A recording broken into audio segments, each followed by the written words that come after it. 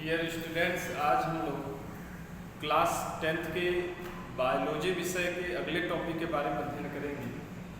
इससे पहले हम लोग श्वसन के प्रकार हम लोग पढ़ लिए थे कि श्वसन जो है दो प्रकार से किया जाता है, एक आक्सी श्वसन और एक अनाक्सी है, एरोबिक एंड एनारोबिक रिस्पायरेशन है।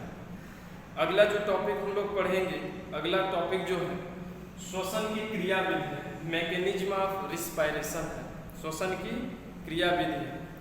देखेंगे कि जो जंतुओं में श्वसन क्रिया होती है, जंतुओं में श्वसन क्रिया दो भागों में बांटकर इसके क्रियाविधि का अध्ययन किया जाता है। पहला जो है देखेंगे,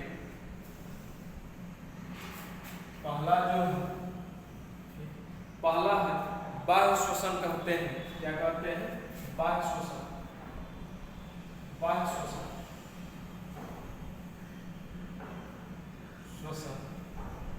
या इसी को हम कहते हैं श्वासोच्छ्वास।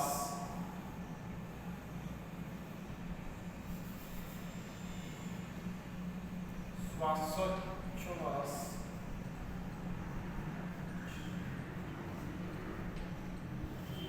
ठीक है, इसी को हम बाह्य श्वसन कहते हैं, एक्सटर्नल रिस्पायरेशन, या इसी को हम श्वासोच्छ्वास कहते हैं।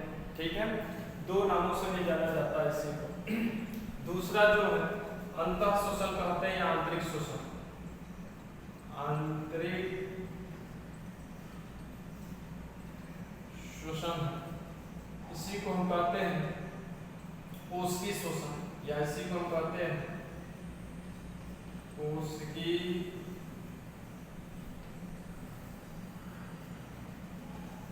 श्वसन भी कहते हैं। ठीक है, इसी को हम आंतरिक श्वसन भी कहते हैं, अंतः श्वसन भी कहते हैं, या कोशिकीय श्वसन भी कहते हैं। इंटरनल रिस्पायरेशन है, या इसको सेलुलर रिस्पायरेशन के नाम से भी जानते हैं। तो ये दो भागों में बांटकर इसके श्वसन की क्रियाविधि के बारे में अध्ययन करेंगे। तो पहले हम लोग इससे स्टार्ट करेंगे। ठीक है, पहले ये, ठीक है, इसको हम कहते हैं एक्सटर्नल रिस्पायरेशन। एक्सटर्नल रिस्पायरेशन कहेंगे। चलिए इसके बारे में जान लिया जाए, ये बाह्य श्वसन क्या है।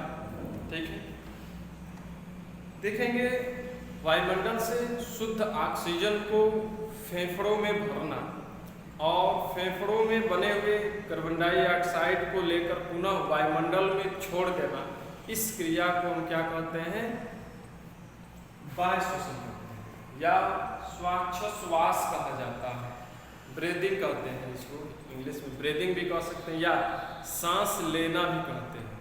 ठीक है, वायुमंडल से शुद्ध ऑक्सीजन को फेफड़ों में भरना और फेफड़ों में पाए जाने वाले कार्बन डाइऑक्साइड को पुनः वायुमंडल में छोड़ देना, इस क्रिया को ही हम बाह्य श्वसन कहते हैं या श्वासोच्छ्वास कहा जाता है। ठीक है, या इसे हम सांस लेना कहते हैं। ठीक है, इसी श्वसन क्रिया का परिभाषा 6, 7, 8 में दिया जाता है, लेकिन वास्तव में देखा जाए 9, 10, 11, 12 से श्वसन के परिभाषा में कुछ परिवर्तन होता है। इसे हम बाह्य श्वसन कहेंगे और या सांस लेना कहेंगे। ठीक है, देखेंगे कि जो बाह्य श्वसन क्रिया है, इसकी क्रियाविधि क्या होती है। अब इसके बारे में थोड़ा डिटेल जानेंगे। तो बाह्य श्वसन क्रिया जो है ये दो पदों में पूर्ण होती है। कितने पदों में? 2 पदों में पूर्ण होती है। कौन कौन से? एक जो होता है निःश्वसन, जिसे हम क्या कहते हैं? इंस्पायरेशन कहते हैं, और एक होता है निःश्वसन, जिसे एक्सपायरेशन कहा जाता है। ठीक है, ये भी 2 भागों में बांटकर अध्ययन किया जाता है। एक जो होता है निःश्वसन, जिसको इंस्पायरेशन कहते हैं, इंस्पायरेशन कहते हैं, और एक जो होता है वो होता है निःश्वसन।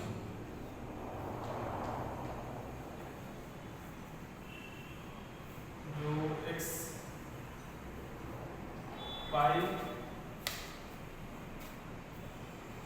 करते हैं।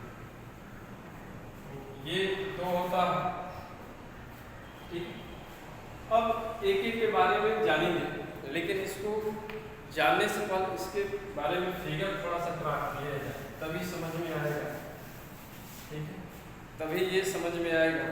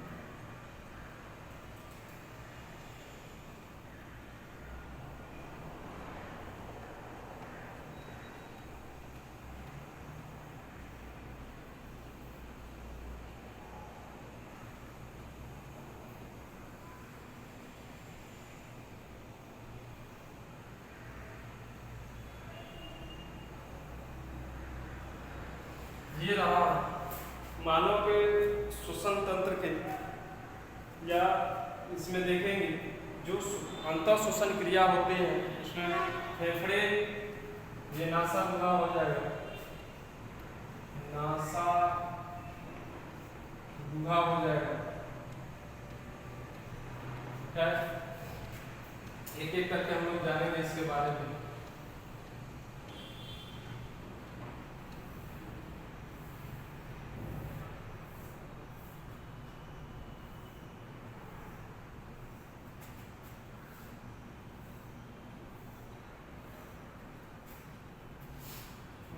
देखिए, इसमें पहला हम लोग पढ़ेंगे ए है निःश्वसन, इंस्पायरेशन क्या होता है, तब जाके बी वाला पढ़ा जाएगा निःश्वसन, एक्सपायरेशन क्या होता है। चलिए देखिए, निःश्वसन जो है, इस क्रिया में क्या किया जाता है कि बाहर से, वायुमंडल से ऑक्सीजन गैस को फेफड़ों के अंदर पहुंचाया जाता है। ठीक है, बाहर से देखिए, ये नासिका गुहा, इस नासिका गुहा से होते हुए ऑक्सीजन नासिका गुहा से होते हुए फेफड़ों में आता है, फेफड़ों की कूपिकाओं में जाता है। ठीक है, और कूपिकाएं जो होती हैं, कूपिकाओं में रुधिर केशिकाएं होती हैं, ब्लड कैपिलरीज पाई जाती है, उसमें रक्त भरा होता है रुधिर केशिकाओं में, जिससे ऑक्सीजन जो है इसका विसरण क्रिया हो जाता है। जैसे मान लीजिए ये रुधिर केशिका और इसमें रक्त भरा है, तो ऑक्सीजन क्या करता है, ऑक्सीजन जब कूपिकाओं में पहुंचता है तो कूपिकाएं की जो लेयर होता है बहुत पतली होती है, विसरण क्रिया द्वारा ऑक्सीजन आसानी से आर पार हो जाता है और रक्त में चला जाता है, हीमोग्लोबिन के साथ मिलकर ऑक्सी हीमोग्लोबिन यौगिक का रचना करता है। ठीक है, तो इस प्रकार ये ऑक्सीजन चला जाता है। निःश्वसन क्रिया में क्या होता है कि जब ऑक्सीजन फेफड़ों में भरा जाता है तो उस कंडीशन में जो पसलियां होती हैं, ये पसलियां होती हैं फेफड़ों के चारों ओर पसलियां होती हैं, ये जो पतली पतली हड्डियां चपटी चपटी होती है उसे हम पसलियां कहते हैं, रिब्स कहते हैं। ठीक है, ये पसलियां, इन पसलियों की जो मांसपेशियां होती है वो संकुचित होने लगती है। संकुचित होने के फलस्वरूप पसलियां जो है आगे की ओर बढ़ता है और ऊपर की ओर उठ जाता है। जब इनकी मांसपेशियां, बीच में मांसपेशियां पाई जाती हैं, पसलियों के मध्य दो पसलियां हैं, दो पसलियों के मध्य मांसपेशियां होती हैं। जब ऑक्सीजन फेफड़ों में भरा जाता है तो उस समय क्या होता है कि यह मांसपेशियों में संकुचन उत्पन्न होता है, जिसके कारण जो रिब्स होते हैं वो ऊपर की ओर उठ जाते हैं, इसके साथ साथ आगे की ओर बढ़ जाते हैं। ठीक है, और जो डायाफ्राम होता है, ये डायाफ्राम है, ये डायाफ्राम है, डायाफ्राम जो है ये जस्ट दोनों फेफड़ों के नीचे पाए जाने वाला अंग होता है और उपास्थियों से मिलकर बना होता है। डायाफ्राम की जो पेशियां होती हैं उनमें संकुचन इनमें भी आ जाता है, जिनके कारण डायाफ्राम चपटा हो जाता है। डायाफ्राम क्या होता है, चपटा हो जाता है, इस प्रकार हो जाता है, डायाफ्राम चपटा हो जाता है, चपटा हो जाता है। और फिर यही डायाफ्राम जब चपटा हो जाता है और मांसपेशियां जब दाब डालती हैं, ठीक है, तो ये नीचे की ओर चला जाता है, यानी ये जो होता है डायाफ्राम जस्ट इस प्रकार का हो जाता है, नीचे की ओर दाब पड़ता है तो नीचे की ओर आ जाता है, जिनके कारण वक्ष गुहा जो है और उठ जाता है, फूल जाता है, ठीक है। वक्ष गुहा के फूल जाने के कारण ही फेफड़े, वक्ष गुहा का आयतन भी बढ़ जाता है और फेफड़ों का आयतन भी बढ़ जाता है, जिनके कारण वायुमंडल में पाए जाने वाले जो भी गैसें हैं उनका दाब अंदर की ओर फेफड़ों की ओर अधिक लगता है और फेफड़ों में दाब घट जाता है, फेफड़ों में वायु का दाब घट जाता है और वायुमंडल का जो वायु का दाब होता है वो बढ़ जाता है, जिनके कारण वायु अर्थात ऑक्सीजन जो है वो तुरंत फेफड़ों में पहुंचता है और कुंपिकाओं तक जाता है। फेफड़ों में नासा गुहा से होते हुए ऑक्सीजन श्वास नली, फिर श्वसनिकाओं से होते हुए ये यहाँ पे वायु कोष पाए जाते हैं या कुपिकाएं पाई जाती हैं, इसी को वायु कोष भी कहा जाता है। कुपिकाओं से होते हुए ऑक्सीजन विसरण क्रिया द्वारा रक्त में पहुंच जाता है। तो इस प्रकार यह संपूर्ण क्रिया जो क्या कहलाता है, निःश्वसन क्रिया कहलाता है, ठीक है, निःश्वसन क्रिया कहलाता है। आप निःश्वसन की क्रिया करके देख भी सकते हैं, महसूस भी कर सकते हैं कि लंबा सांस जब लंबा सांस लेंगे तो ऑक्सीजन फेफड़ों में भरेगा तो फेफड़ों का आयतन भी बढ़ जाएगा, इसके साथ साथ वक्ष गुहा का भी आयतन बढ़ जाएगा, पसलियां ऊपर की ओर उठ जाएंगी, यहाँ की मांसपेशियां खींच जाती हैं, डायाफ्राम नीचे की ओर धंस जाता है, जिनके कारण वक्ष गुहा का आयतन बढ़ जाता है और वायु अर्थात ऑक्सीजन जो है श्वास नलियों से होते हुए कुंपिकाओं तक पहुँच जाता है। इस संपूर्ण क्रिया को हम क्या करते हैं, निःश्वसन करते हैं, ठीक है। अब निःश्वसन के बारे में जान लीजिए, एक्सपायरेशन क्रिया, ठीक है। एक्सपायरेशन क्रिया क्या कहलाती है, जस्ट इसके विपरीत होगा, ठीक है, कि फेफड़ों में पाए जाने वाले कार्बन डाइऑक्साइड को, ठीक है, वायुमंडल में लाकर छोड़ने की क्रिया को हम क्या कहते हैं, निःश्वसन कहते हैं या एक्सपायरेशन कहते हैं। इस क्रिया में क्या होता है, इस क्रिया में डायाफ्राम जो होता है जो नीचे की ओर धंसा है, ठीक है, मान लो कि मांसपेशियों में, ठीक है, मांसपेशियां पुनः अपने प्रारंभिक अवस्था में आ जाती हैं, जिनके कारण डायाफ्राम जो है वो अंदर की ओर दाब डालता है, ठीक है, अंदर की ओर क्या करता है, दाब डालता है, इस प्रकार अंदर की ओर दाब डालता है। पसलियों की जो मांसपेशियां वो भी अपनी प्रारंभिक अवस्था में आ जाती हैं, पसलियां भी जो है अपनी प्रारंभिक अवस्था में आ जाती है, वक्ष गुहा का आयतन जो है वह घट जाता है और फेफड़े भी संकुचित होने लगती हैं, जिनसे फेफड़ों का भी आयतन कम होने लगता है, जिनके कारण फेफड़ों में वायु का दाब अधिक लगता है और बाहर का जो वायुमंडल में पाए जाने वाले जो वायु है उनका दाब घट जाता है, जिनके कारण फेफड़ों में अधिक दाब होने के कारण कार्बन डाइऑक्साइड फेफड़ों से होते हुए, श्वास नलियों से होते हुए, नासा गुहा से होते हुए कार्बन डाइऑक्साइड को बाहर छोड़ दिया जाता है। तो इस प्रकार ये कार्बन डाइऑक्साइड जो होता है, ठीक है, ये बाहर निकल जाता है। तो देखेंगे यहाँ पे वायु दाब का बड़ा महत्वपूर्ण भूमिका होता है, ठीक है। इसमें देखेंगे निःश्वसन क्रिया में वायुमंडल के वायु का दाब बढ़ता है और फेफड़ों के अंदर पाए जाने वाले जो भी गैसें हैं उनका दाब घट जाता है, इसीलिए बाहर के जो भी ऑक्सीजन होते हैं, वायु होते हैं, वो फेफड़ों में भर जाते हैं, क्योंकि अधिक दाब से वायु कभी भी अधिक दाब से कम दाब की ओर बढ़ता है, ठीक है। तो वायुमंडल का दाब बढ़ेगा तो फेफड़ों में पहुंच जाएगा वायु, और जब फेफड़ों में वायु दाब बढ़ेगा और वायुमंडल का कम होगा तो फेफड़ों से हम कार्बन डाइऑक्साइड को बाहर निकाल देंगे, यानी यह निःश्वसन क्रिया में ये होता है, एक्सपायरेशन क्रिया में यह होता है, ठीक है। तो ये याद रखिएगा, इस प्रकार गैसों का आदान प्रदान होता है, ठीक है। वायु श्वसन क्रिया में हम गैसों का आदान प्रदान करते हैं फेफड़ों के द्वारा, ठीक है। तो ये याद रखिएगा। अब दूसरा इसका हम प्रकार जानेंगे, दूसरा हम बताए हैं आप लोग को, दूसरा देखेंगे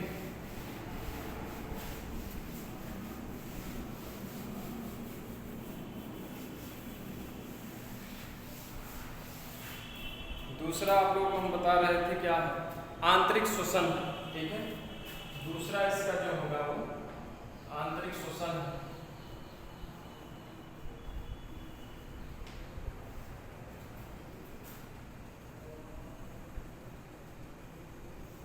ठीक है, इसी को कोशिकीय श्वसन भी कहते हैं, कोशिकीय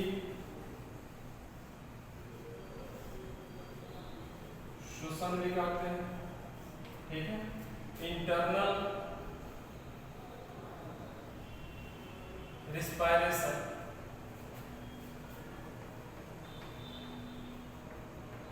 या इसको हम कहते हैं सेलुलर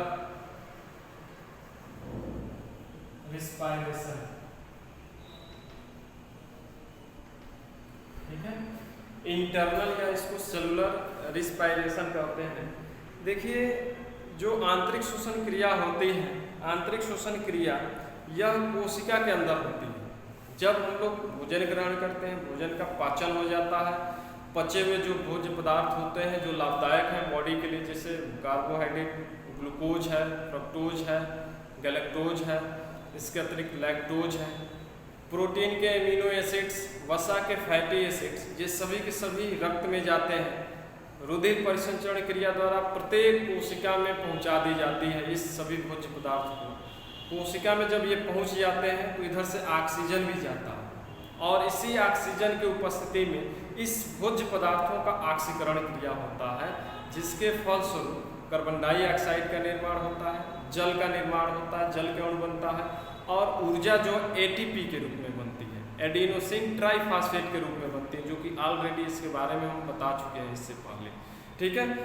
तो यही आंतरिक श्वसन क्रिया किस प्रकार होती है, इन्हीं के क्रियाविधि मैकेनिज्म के बारे में जानना है कि किस प्रकार होता है, ठीक है।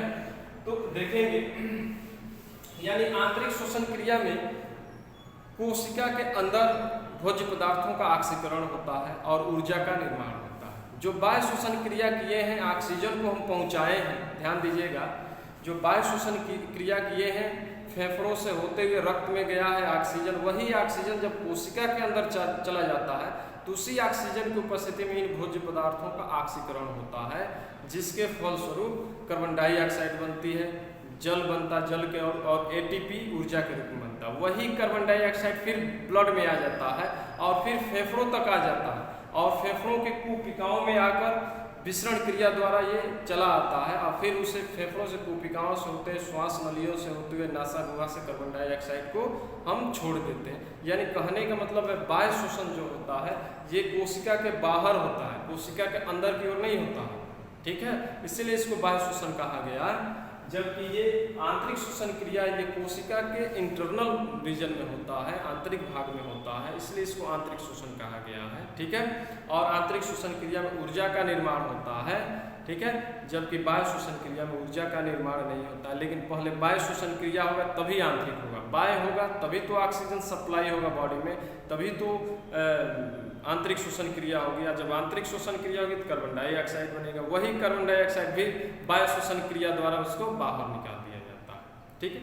तो ये हुआ। अब देखेंगे इसमें कि आंतरिक श्वसन क्रिया जो होती है यह कई चरणों में होती है, ठीक है, कई चरणों में बांटकर इसको अध्ययन किया जाता है। उन्हीं चरणों के बारे में हम लोग अध्ययन करेंगे, ठीक है। जो आंतरिक श्वसन है, यहाँ मिटा देते हैं, स्पेस नहीं है। आंतरिक श्वसन क्रिया जो होती है कई चरणों में बांटकर अध्ययन किया जाता है, जिनमें से ये चरण के बारे में हम लोग पहले जान चुके हैं, लेकिन इसके बारे में डिटेल नहीं जाने थे। यहाँ पे एक एक करके अब डिटेल जानेंगे, ठीक है। तो पहला जो होगा ग्लाइकोलिसिस होता है। पहला क्या होता है? पहला होता है ग्लाइकोलिसिस, ग्लाइकोलिसिस क्रिया, ठीक है। आंतरिक श्वसन क्रिया में पहला जो होता है, पहला चरण का भाग जो है यह ग्लाइकोलिसिस है।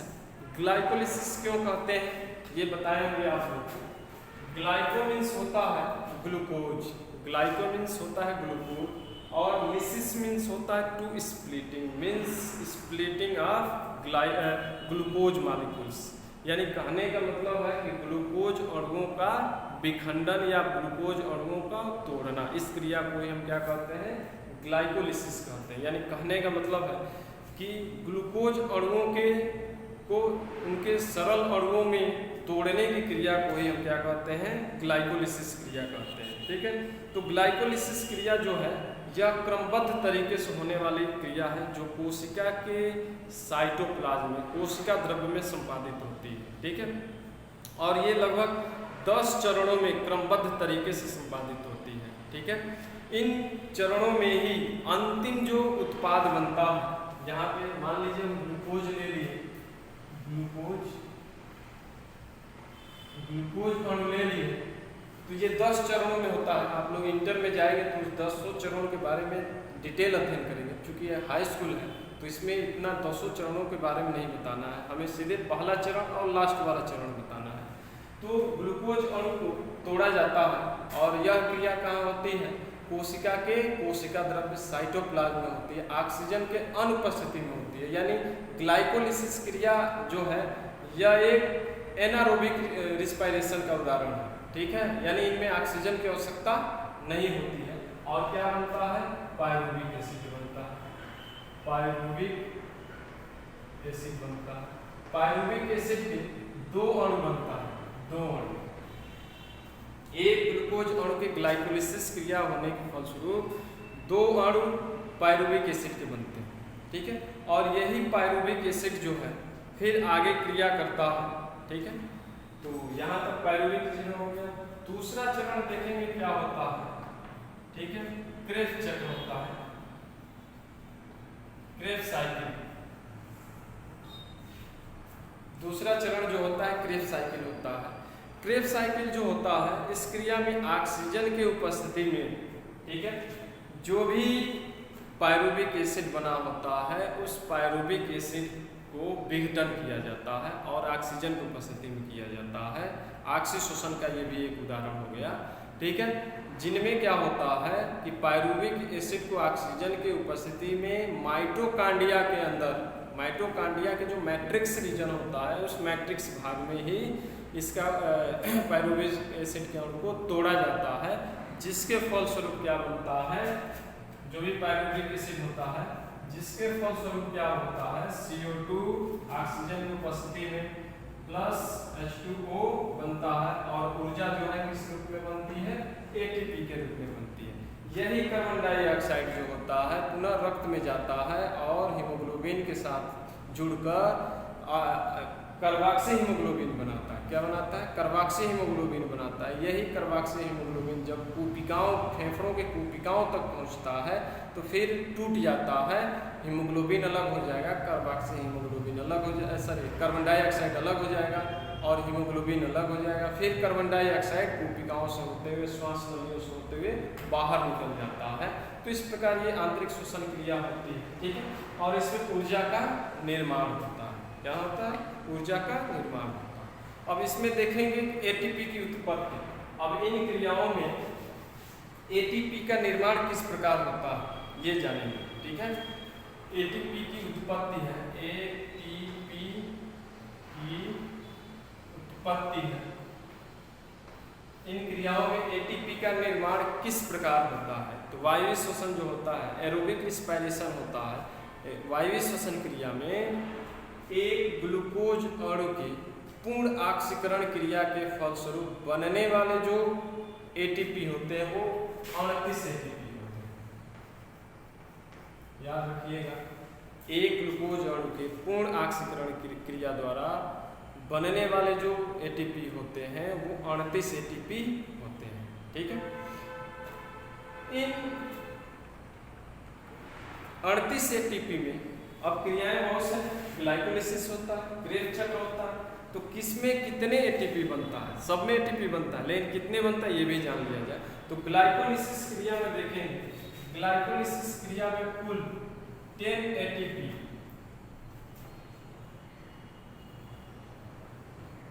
कुल 10 ATP का निर्माण होता है। ग्लाइकोलिसिस क्रिया में कुल 10 ATP का निर्माण होता है, जिनमें से इस क्रिया को प्रारंभ करने में 2 ATP का खर्च हो जाता है, उपयोग हो जाता है। तो -2 कर दिया जाए, कितना बचा, तो बराबर 8 ATP कितना बचा? 8 एटीपी बचा, यानी ग्लाइकोलिसिस क्रिया में शुद्ध 8 एटीपी का लाभ होता है, 2 उपयोग कर लिया जाता है। ठीक है, अब है कि ग्लाइकोलिसिस क्रिया होती है तो पायरुविक एसिड बनता है। तो पायरुविक एसिड में देखेंगे कि पायरुविक एसिड भी टूटकर एसिटिल को एंजाइम ए बनाता है। ठीक है, डायरेक्ट पायरुविक एसिड से कार्बन डाइऑक्साइड नहीं बनता है, बीच में एक और स्टेप होता है। ठीक है, जिसमें क्या किया जाता है कि पायरुविक एसिड जो है यह टूटकर एसिटिल को एंजाइम ए बनता है, एसिटिल को एंजाइम ए बनता है। और एसिटिल को एंजाइम ए के बनने में इसमें भी एटीपी टोटल 6 एटीपी बनता है। ठीक है, कितने बनता है? 6 एटीपी। जब पायरुविक एसिड से एसिटिल को एंजाइम ए बनता है तो इसमें 6 एटीपी का कुल निर्माण होता है, तब जाकर इसका क्या होता है? क्रेब्स चक्र होता है। क्या होता है? क्रेब्स साइकिल होता है। ठीक है, क्रेब्स साइकिल होता है। ठीक है, क्रेब्स साइकिल के फलस्वरूप कार्बन डाइऑक्साइड जल वियोग और एटीपी बनता है। तो क्रेब्स चक्र में कुल एटीपी 24 एटीपी बनते हैं। कितने बनते हैं? 24। इस प्रकार जोड़ लीजिए, इसको इतना हटा दिया जाए, अब इनको जोड़ दिया जाए तो कितना होगा? 8 6 14 14 4 18, 8 8 2 1 3, यानी कितने एटीपी बना? 38 एटीपी। अगर इस 2 को भी जोड़ दिया जाए तो देखा जाए कितना बनेगा? 40 एटीपी।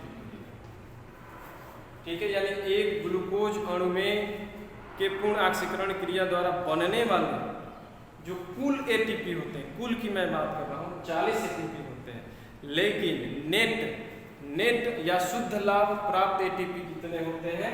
38 होते हैं, क्योंकि 2 एटीपी ग्लाइकोलिसिस क्रिया में क्या कर ली जाती है? उपयोग में लाई जाती है, तो वो घट जाएगा। ठीक, तो इस प्रकार 38 एटीपी का निर्माण होता है और ये श्वसन क्रिया होती है जिससे बॉडी की कोशिकाओं के अंदर ऊर्जा का निर्माण होता है। तो आज के लिए बस इतना ही, कल फिर अगले वीडियो के बारे में अध्ययन करेंगे। ठीक है।